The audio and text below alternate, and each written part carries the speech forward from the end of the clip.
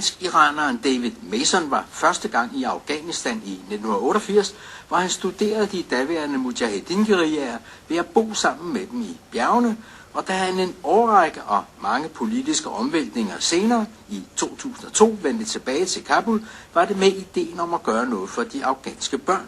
Det gjorde han blandt andet gennem at etablere et børne- og ungdomscirkus, Kabuls såkaldte mobile minibørnecirkus, og det gjorde han i samarbejde med Berit Muhlhausen fra København. Det aller vigtigste ved cirkusprojektet i Afghanistan, det er, at det skal være sjovt, og at det skal være sjovt at være barn, og at lære hele samfundet at tænke, at man må gerne have det sjovt, hvis man er barn. Man skal have lov at være barn. Og det vi gør, det er, at vi kombinerer en masse undervisning med cirkus, så cirkus bliver et redskab til at lære på en sjovere måde. Vi har en masse temaer som at vaske hænder, eller hvordan man undgår malaria, eller hvordan man undgår landminer, og en masse af sådan nogle meget essentielle ting, som børn har rigtig meget brug for at lære noget om, men som bliver undervist på en sjov måde, hvor vi bruger cirkus som redskabet til at få børn til at forstå det, fordi de kan huske det, når de har set en forestilling, hvor de har masser af sjov og ballade, og hvor der er sange, og hvor der er en stor hånd, der danser rundt på scenen, og samtidig er nogen, der jonglerer, så kan de huske det meget bedre, end hvis der bare står en lærer oppe ved tavlen. Efter det vi nu har hørt, du fortæller, så er det jo klart, at man af gode grunde vægter det sociale og pædagogiske meget højt i Afghanistan. Men hvordan ligger det så med de rent, om man så må sige, kunstneriske aspirationer? For forestiller man sig, at afghanske børn skal kunne præstere forestillinger, som trods alle geografiske og kulturelle forskelle, ligger på en eller anden måde på niveau med, hvad voksne og meget kunstnerisk bevidste europæere gør? Jamen, det mener jeg faktisk allerede, vi er godt på vej til. Vi startede for 5 år siden, åbnede vi et børnekulturhus i Kabul, som er basen for alt, hvad vi laver. Selv forestillingerne, som de voksne kunstnere laver, er i hele landet, men basen, eller børnekulturhuset i Kabul, er sådan meget et laboratorie, hvor vi prøver en masse ting af, og børnene får lov til at lege med alle mulige forskellige former for cirkus og optræden.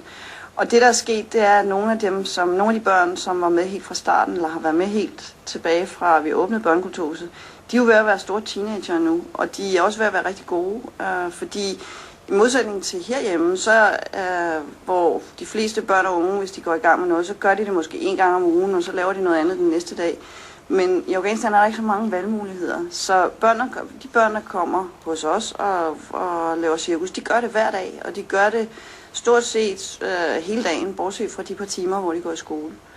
Så de bliver rigtig gode. Altså vi har rigtig, rigtig gode både jongleringsbørn og akrobatikbørn, men igen, hvor de er jo vant til at stå på scenen. De optræder flere gange om ugen på skoler rundt omkring i Kabul.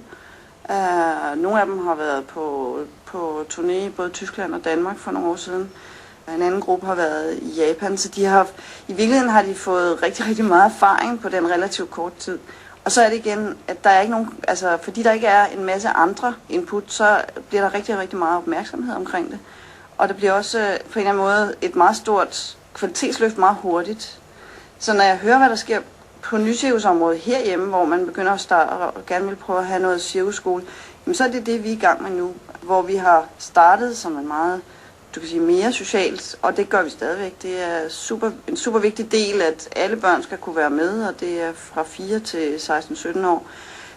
Og det skal først og fremmest være sjovt.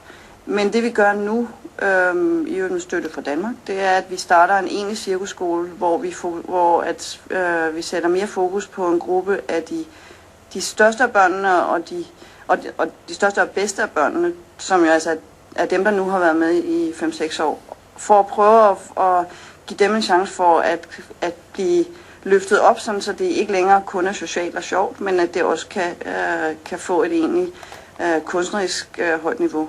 Jeg tror, at en af de ting, som man godt kunne lære noget af, det er at være lidt mere og ture lidt mere, altså, og at bruge ting mere.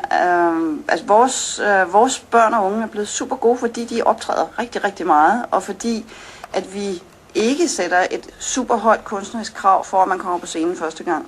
Men det, der sker, når de så har været på scenen, det er, at de selv finder ud af, at hey, jeg kan godt blive bedre. Og hvor jeg tror, at herhjemme, der er der sådan en tilbøjelighed til, at man optræder ikke rigtigt, før man er blevet rigtig god. Men så får man bare ikke den erfaring, som skal til for, at man får feedback fra... Altså gå ud på en skole, optræde for en skoleklasse, lad være at lave det til et stort nummer, bare lave en 10 minutters forestilling og få den feedback, der er. Og så bliver man bedre. Uanset Taliban-regimet og arven fra det, så er Afghanistan jo stadig kendt som en meget islamisk nation. Det må vel også give nogle problemer, dels i forholdet mellem mænd og kvinder, eller drenge og piger, og dels i forholdet til selve underholdningsbegrebet og holdningen til det.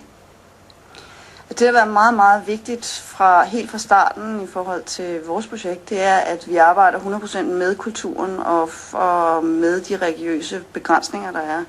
Vi starter alle forestillinger med en bøn fra Koranen. Det er en tradition i Afghanistan, at det gør man altid ved større arrangementer, så det er fuldt ud normalt, og hvis vi ikke gjorde det, ville vi møde modstand. Men ved at gøre det, så får vi en masse af dem, der vil være skeptiske, til at slappe af og kunne se, at det er faktisk deres. Vi havde en sjov oplevelse for nogle år siden, hvor der havde været nogle franske kunstnere at lave en forestilling, og så lavede vores en forestilling også. Og det var før vores blev så gode, som de er nu. Hvor der var nogen, der spurgte om, hvad for nogen er så bedst. Og hvor svaret var, de er bedre, men I er vores. Og jeg tror, det er nok det, der er den største succes i det, vi har gjort, det er, at vi så bevidst har arbejdet med kulturen, så der er ikke nogen tvivl om, at det er et afghansk projekt. Det er afghanske kunstnere, der står på scenen, og det hele holder sig inden for en ramme. Men igen, der er ikke nogen tradition for cirkus som sådan, så selve den kunstneriske del, den udvikler vi jo med inspiration fra en masse steder, men kostymerne, musikken, hele rammen er 100% afghansk. Og så er der en række ting, som piger ikke kommer til at lave på scenen. Altså, mange af de fysiske ting, køre på ethjulet cykel for eksempel. Piger må ikke cykle i Afghanistan. Jamen, så skal de heller ikke gøre det hos os.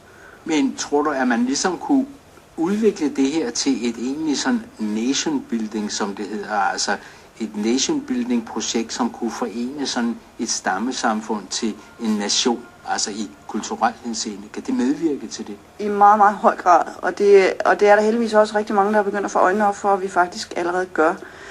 Det, der er meget unikt, er jo, at ved at optræde, så kan du blande alle de etniske grupper på en super positiv måde, så man bruger de forskellige sproggrupper og sange. Vi har rigtig mange sange, hvor vi altid sørger for at have en balance i, om det er der er 2 hovedsprog, om at der er sange på begge sprog, og at nogle af vores sange er mixet, sådan så at der er flere sprog i samme sang.